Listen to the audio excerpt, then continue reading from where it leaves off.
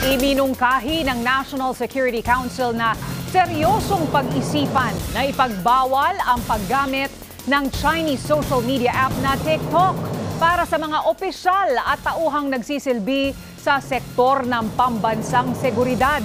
Nilinaw ni NSC Assistant Director Jonathan Malaya na wala pang kumpletong pag-aaral kung nagagamit nga ba sa propaganda at paniniktik ang TikTok sa bansa. Lalo na ngayon na patuloy ang komprontasyon sa pagitan ng China at Pilipinas sa West Philippine Sea.